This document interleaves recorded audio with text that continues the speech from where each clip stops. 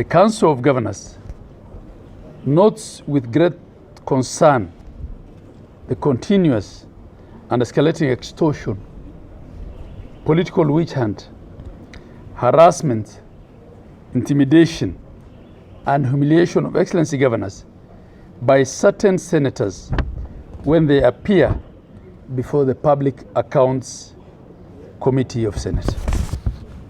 The Council has resolved that governors will not appear before the Senate Public Accounts Committee until these concerns are addressed through a structured engagement between the leadership of the Senate and the Council of Governors. It is not an easy decision for the Council of Governors to decide not to appear before CPAC. But we want to make it very clear, we do understand that the courts have pronounced themselves on this matter before, that governors must appear in person. But the same courts also required that governors be treated with decorum. And the courts, in reaching that decision, did not envisage that there will be extortion, intimidation, humiliation, and harassment.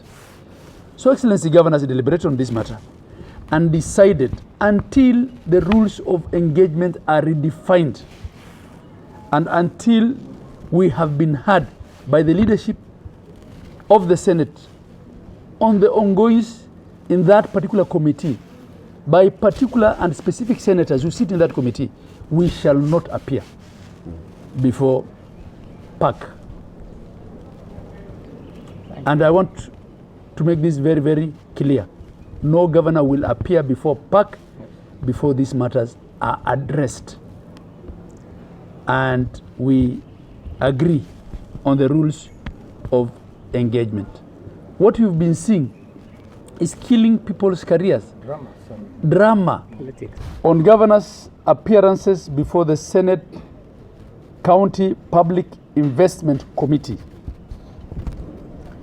We note with concern that governors are required to appear several times before this committee to discuss investment issues, including various funds in the counties.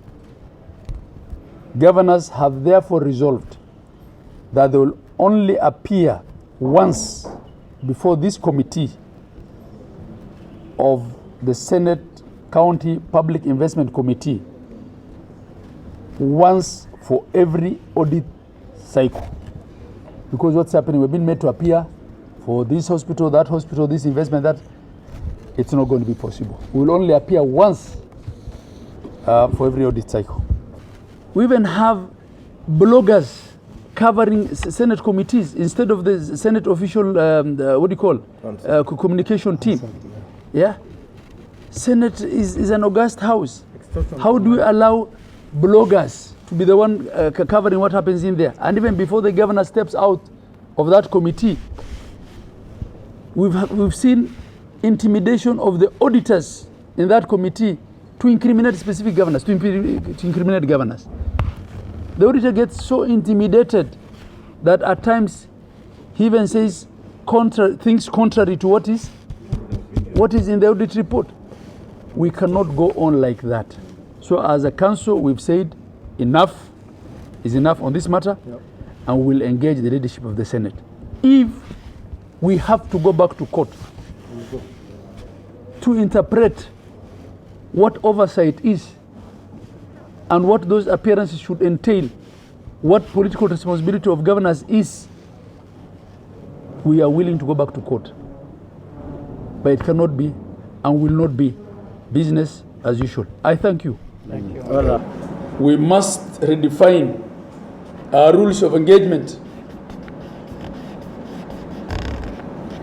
with the Senate.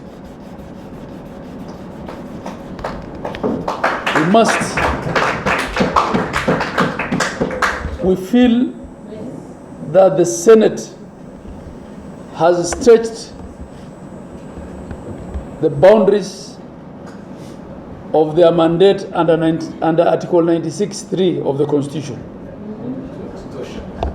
And they have rubbished Article 226 of the Constitution that clearly states that public entities at the national government are oversighted by the National Assembly, and that public entities at the county government are oversighted by the county assembly.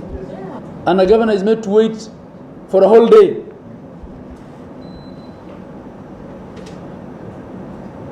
My vice chair was made to wait for a whole day at Senate. And when he left, they leaked some misinformation to the media saying he ran away. How do you invite two governors for the same committee and keep one for a whole day and you expect the other one to be seated there for the whole day?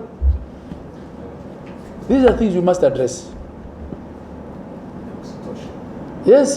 Na tukisema 20 sisi wote, hakuna mali tutapelekwa.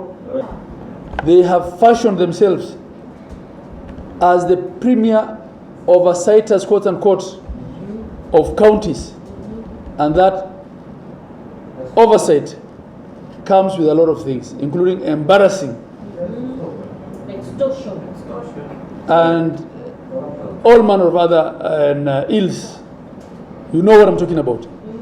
Because even that judge who said that we must appear and we have the right to go back to court to have an interpretation of that, said governors must be treated with decorum.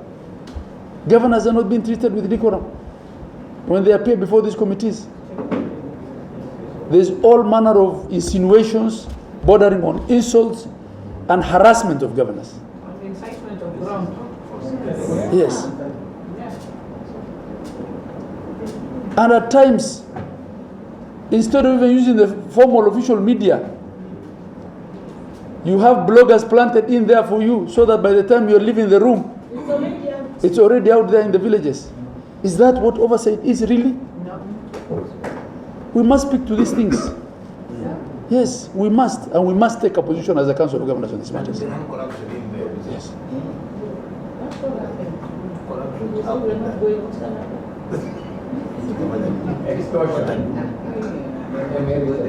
This corruption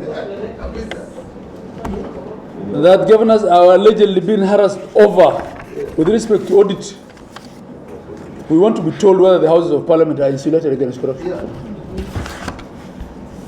Yes.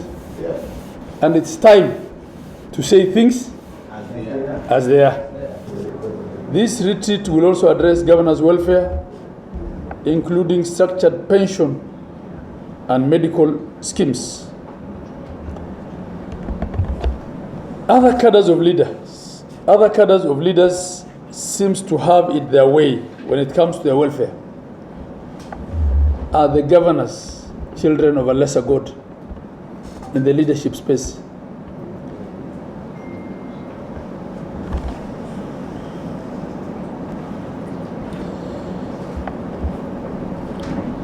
So we must speak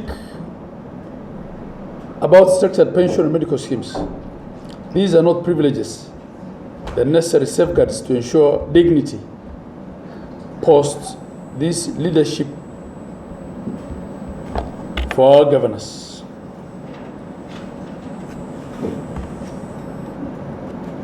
And you've heard it being said by the President himself that he feels leadership in Kenya at times looks like a thankless job, and leaders who have left office live in squalor. And I think top of those leaders who live in squalor after they leave office are county governors. One. Yeah. We are very specific that Council of Governors has no issue with the Senate. We even have no issue with all the Senate committees. We have a problem not just with the CPAC committee. We have a problem with 4 senators. They know themselves in the committee of CPAC of the Senate. Those 4 senators know themselves. And we are saying they are involved in extortionists, being extortionists. They harass governors, they intimidate them, they even use political maneuvers of keeping governors there the whole day, waiting to be seen without even communicating to them. hoping that the governors will be able to give in to their whims. And we are saying Senate is a house of noble men and women. There are other senators who can serve in that committee and will not appear in that CPI committee if and until when those senators and the leadership is changed, because they're the ones who are spoiling and they are making the Senate appear as if it is a place the serious business is not done, but instead we have political maneuvers that are underlined with personal interest. Yet it is not the whole Senate. It is just only 4 senators, and they know themselves. But there's no need of naming them. They know themselves. 4 of them in CPAC, they know themselves. Maybe you can mention the company.